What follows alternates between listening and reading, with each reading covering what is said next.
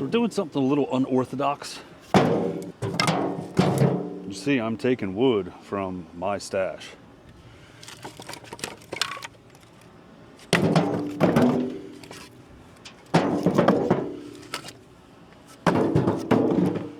It's gonna snow again, and people have been buying my bundles like crazy. It's unreal how many bundles we've sold this winter. I think I've sold more bundles this winter than I've sold in the past 2 years.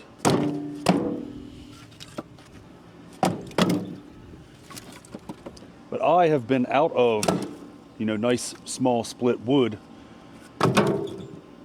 since Christmas, and I have been coming through here, and when I see small wood, I know all of this is small since everybody says this is toothpicks, but when I find stuff that's bundle worthy, we've been taking it into the garage and bundling it up. So that's what we're doing today, bundles. That will make 30 bundles that I have stole out of the pile so far. So 30 cubic feet I've taken out of here. But we are on to our 4th cord of the year. Still got 5 and 6 waiting to be burned. I'm guessing it's February 20th right now. I'm guessing I'm gonna burn this one this year, and this one will be left. So we'll have to wait and see how much we actually burn this year. I did burn 6 totes of the cookies, and those cookies go fast. The bigger chunks that are just ugly, they burn up so quick. And I burned so much more of them. Everybody always says, oh, burn bigger stuff, burn bigger stuff. Those chunks burn up a lot faster than my seasoned firewood. It's mud season. I cannot wait to get some concrete here. It's going to be awesome when I have my concrete patio, the rest of the concrete to the driveway, and then concrete over to my shed. I got to put a drain in here because this is where all the water from the road and the neighbor's house all drains here. I still am dealing with a crazy water problem, and it is only getting worse, but that's another story. But yeah, let's get inside and make some bundles. It has definitely been a wild winter. I typically only keep a little bit of wood on hand to take care of the few customers for bulk heating wood in my neighborhood. That's not something that I stock. My primary sales are all bundles. Now, people always say that these bundles are a ripoff. They must not be if people keep buying them. We've kept the bundle stand stocked up, and people have just been buying them out left and right. I think this upcoming year, I may put I don't think I'm gonna put that piece in there. I think that's gonna go to the boiler. I know it's just English ivy, but I don't want somebody to think it's poison ivy. This upcoming year, I have been talking about this for a while. I'm going to put a loose rack out there to where we can have some loose wood. A $20 rack, maybe a $50 rack. That way, folks can still get firewood if they don't want bundles. They can get a couple more pieces for, less, since I don't have to pay the money for the bags.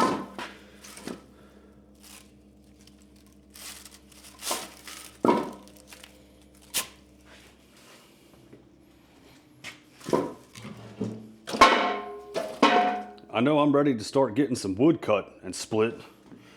It's just been a straight mud zone everywhere. It's mud season. I'm sure it is everywhere. Things are starting to thaw out, and it's not getting any drier. It'll probably be dry, and then we'll get another monsoon. Spring will come. We'll have monsoon season.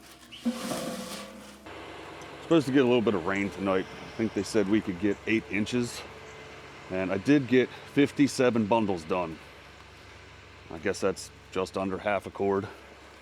But you could see that I took pretty much everything out that was good bundle wood and stacked all the stuff that wasn't so pretty up that I can cook in the stove. And I'll keep doing that through the rest of this pile since I am out of seasoned wood. I know you're not supposed to burn through your own stash. I mean, that's like rule number one of like selling things. But we got to do what we got to do.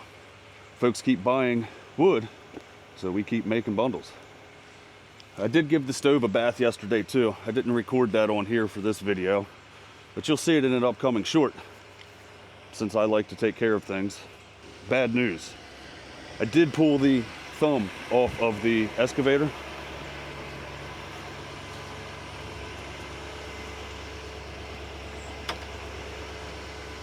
And I went to a local shop to see if they could bend this thing back. It's not only bent, it's tweaked and like twisted.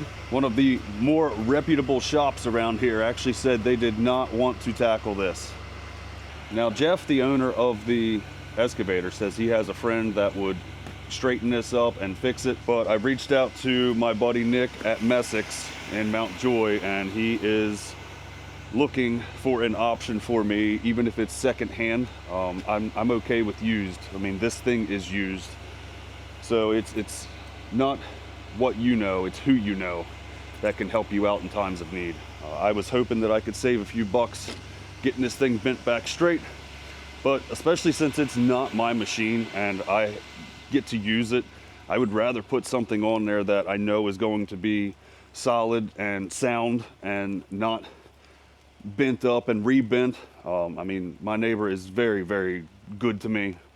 Even if I had to buy new, which I hope I don't, I would do that just to make sure he and I are on, you know, good page. But that's all I have. I hope you guys enjoyed this. Just a little chat, just a little what's going on today. I did wash my chainsaw pants. That's pretty wild. I did that one time this year. I was a little leery on how to wash them, and they have a little tag on the inside. It says machine wash, cold, gentle detergent on a gentle cycle, and air dry. And we have the heat exchanger in here from the stove, and it blows right across here. They're pretty much dry now. All right, I'm gonna bring some wood over here and end this video. I hope you guys have a great day. Stay safe, stay warm, take care of each other, and I will see you on the next one.